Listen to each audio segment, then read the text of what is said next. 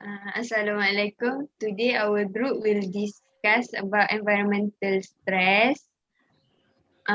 Group member is, my name is Nur Amira Balkis, matric number 1033.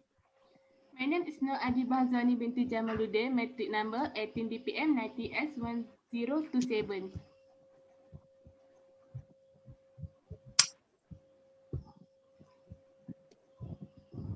My name is Muhammad Azim Hakim. Kat matric 1999. My name is Mubarak Shikram bin Muhammad Razli, 1029. My name is Muhammad Daniel Kushairi bin Talib, matric number 1047.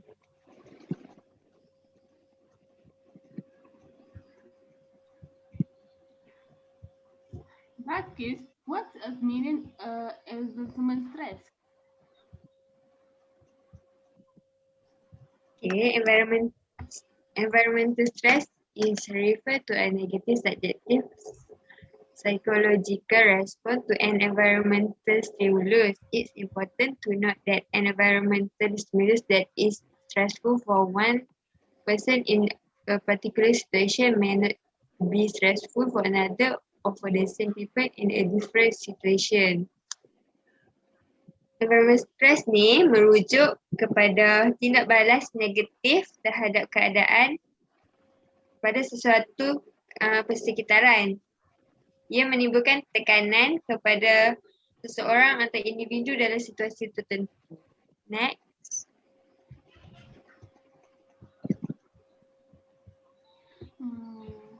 Apakah contoh-contoh environmental stress? Okay. Type of environmental stress. Yang pertama ialah noise. Contohnya macam gangguan daripada bunyi bising daripada exhaust kenderaan. Okay, crowded. Contohnya macam terlalu ramai orang sehingga menyukarkan pergerakan. Next, natural and man-made disaster. Contohnya macam bencana alam. Ia memberi tekanan kepada mangsa. Contoh macam banjir. Ia memberi tekanan kepada mangsa banjir.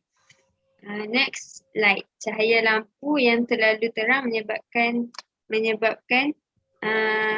penglihatan tu terhad. Okay, next, colors. Apabila seseorang tu melihat warna yang menyakitkan mata, ia memberi tekanan pada individu tersebut. Next, air quality. Contohnya macam jerebu, ia menghadkan penglihatan manusia tu. Next.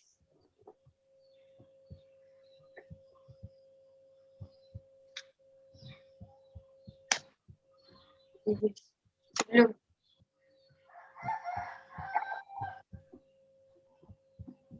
Is environmental stress factor in the workplace? Hazim? Okay. Bila cakap pasal environmental ni, mestilah sangat berkait dengan workplace. So kat sini saya akan terangkan bagaimana apakah dia faktornya. Okay, factors in the workplace.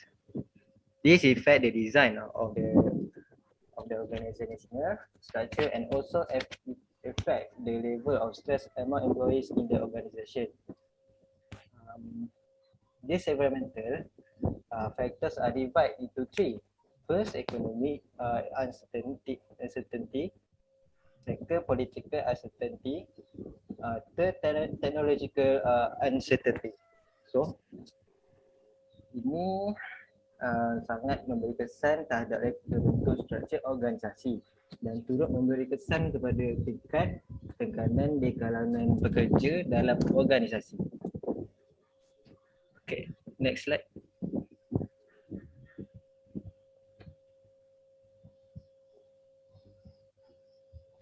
Okay, yang pertama, economic uncertainty.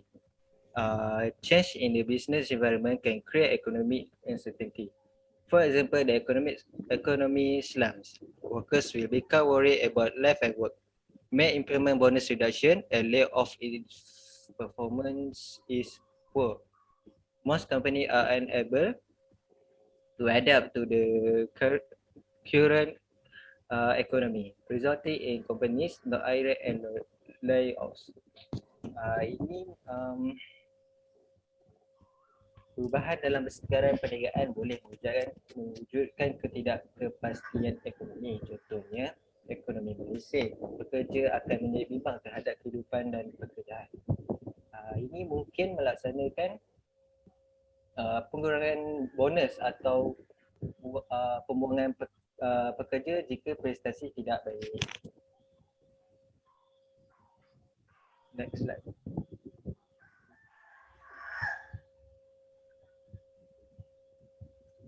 Okay. Political uncertainty. The political situation makes workers feel anxious and insecure. For example, a changing government, administration will cause the country's policies and laws to change. The people will be worried about the new administration. Okay. Ketidakpastian politik. Ini merujuk pada keadaan politik yang tidak menentu, menyebabkan pekerja berasa bimbang dan tidak selamat. Contohnya, pentadbiran kerajaan berubah akan menyebabkan dasar dan undang-undang negara berubah. Seterusnya, rakyat akan bimbang terhadap pentadbiran baru. Okay, next. Okay, yang terakhir faktor ini, technological uncertainty. New innovation outdated workers experience and not suitable for use at this time. For example, an extended machine will cause the factory to reduce workers. Workers have been replaced by machines. So ini inovasi yang baru menjadi pengalaman para pekerja. Ketinggalan zaman dan tidak sesuai digunakan bagi waktu ini. Contohnya, mesin dipulaskan. Bila mesin dipulaskan akan menyebabkan kilang mengurangkan pekerja. Pekerja itu telah diganti oleh mesin. Next, I would like to talk about effect from the environment stress. There has three types of approach. First, physiology effect, and behavior effects. Okay, I would like to talk first physiology effect. There has emotional and cognitive component. Example, relation in mental team to attitude, trust, value, feeling, and sickness like burnout syndrome. Okay. Yes,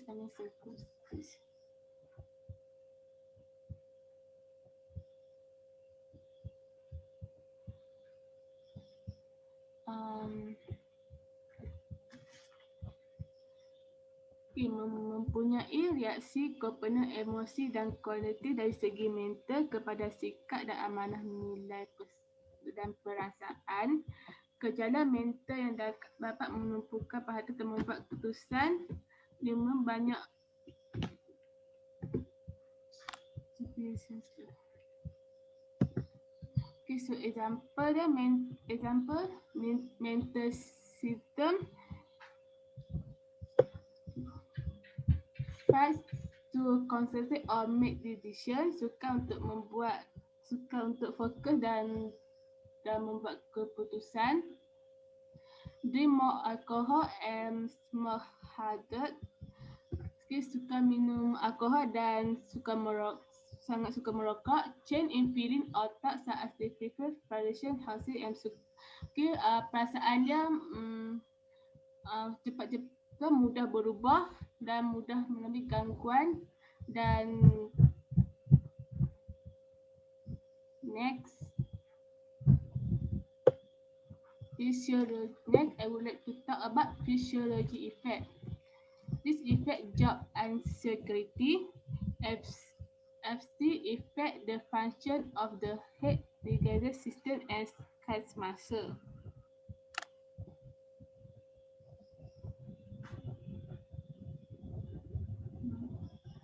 Okay, dia akan ketidakselesaan pekerja menjejaskan fungsi jantung dan sistem pencernaan dan otot.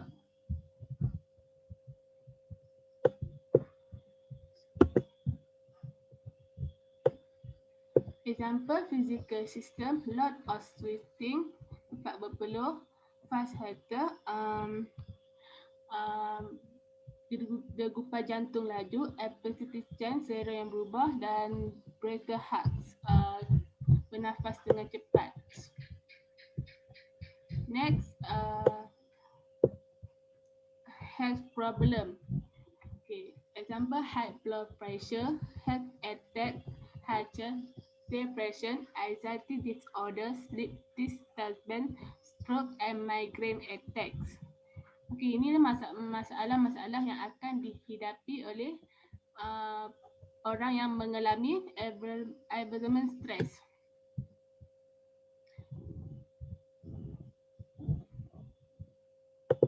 Behavior effects. Okey, behavior effect ni akan menyebabkan masalah di tempat kerja sebab orang tu dia mengalami tekanan, mengalami stres dan tekanan. Okey, yang masalah dia akan relationship with job satisfaction. Okey, masalah dia macam masalah dengan kawan-kawan atau dia tidak cekap melakukan kerja, work performance, increase absence rates atau often makes mistake and accident happen dalam melakukan kerja. Dia mungkin akan melakukan kesilapan sebab dia tak fokus dengan kerja dia. Okey, itu akan menyebabkan dia tendency to quit work. Okey, dia mungkin akan diberhentikan kerja. Okey, dia akan juga melakukan masalah, menyebabkan masalah terhadap keluarga, contohnya conflict and isolation, neglect, vehicle or spouse and family member.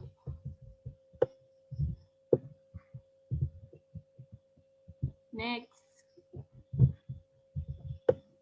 Okay. Apa cara mengatasinya kali? Apa dia? Saya akan cakap tentang cara mengatasi environmental stress. Slide.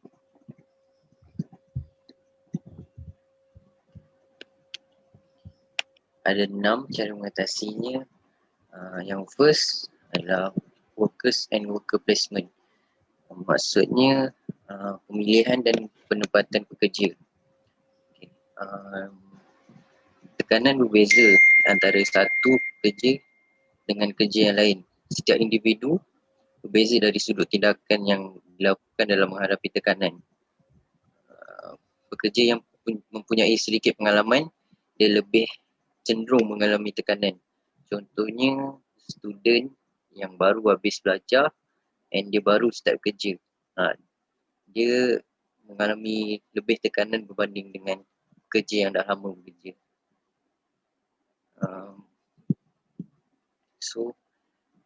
Tindakan ni perlu ambil perhatian terhadap pekerja yang mampu menyesuaikan diri dengan baik.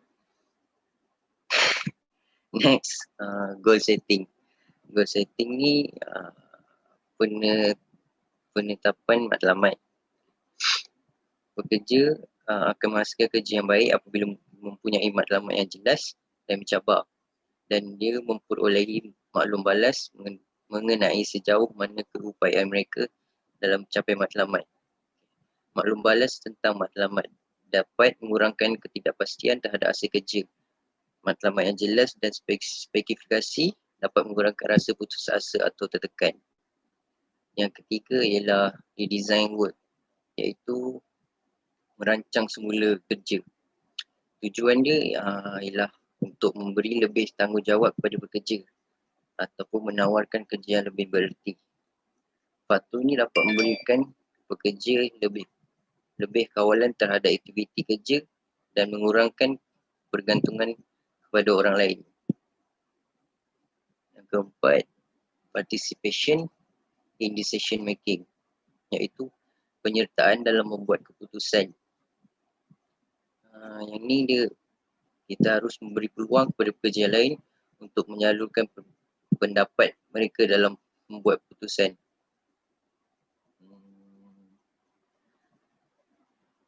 Yang kelima, organizational communication, iaitu komunikasi organisasi. Dia terbagi pada dua, iaitu formal dan tidak formal.